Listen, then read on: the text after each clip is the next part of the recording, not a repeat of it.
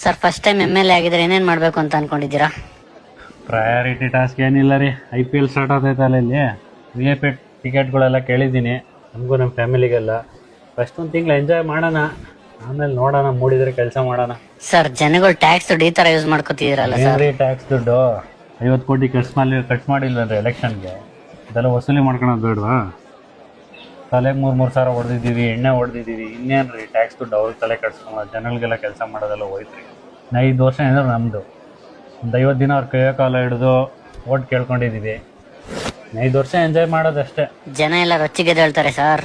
ಜನ ರೊಚ್ಚಿಗೆದ್ರು ಇನ್ನೇನ್ರಿ ಮಾಡ್ತಾರೆ? ಸೋಷಿಯಲ್ ಮೀಡಿಯಾದಲ್ಲಿ ಅಲ್ಲೂ ಅವರೊಬ್ರು ಇವರೊಬ್ರು ಮಾತಾಡ್ತಾರೆ. ಸೊ ಇವರೊಂದಷ್ಟು ದಿನ ಬಾಯಿ ಬಿಡ್ಕೊಂತಾರೆ ಅಷ್ಟೇ. ಅವಾಗ ಹಿಂದೂ ಮುಸ್ಲಿಂ ಗಲಾಟೆನೋ ಯಾವುದೋ ಒಂದು ತಂದಿಕ್ಬಿಟ್ರೆ ಅವ್ರವರೇ ಕಿತ್ತಾಡ್ಕೊಂಡು ಸಾಯ್ತಾರೆ. ಅವ್ರಿಗೆ ಕಾಂಗ್ರೆಸ್ಸೇ ಬೇರೆ, BJPನೇ ಬೇರೆ ಅಂತ ಅನ್ಕೊಂಬಿಟ್ಟವ್ರೆ. ಅದ್ರ ನಾವೆಲ್ಲ ಒಳಗಡೆ ಒಂದು ಅಂತ ಗೊತ್ತಿಲ್ಲ ಅವ್ರಿಗೆ. ಸೊ ಅವ್ರವ್ರ ಮಧ್ಯೆ ಯಾವ್ದಾನ ಒಂದು ಹಿಂದೂ ಮುಸ್ಲಿಂ ಗಲಾಟೆ ತಂದಿಕ್ಬಿಟ್ಟು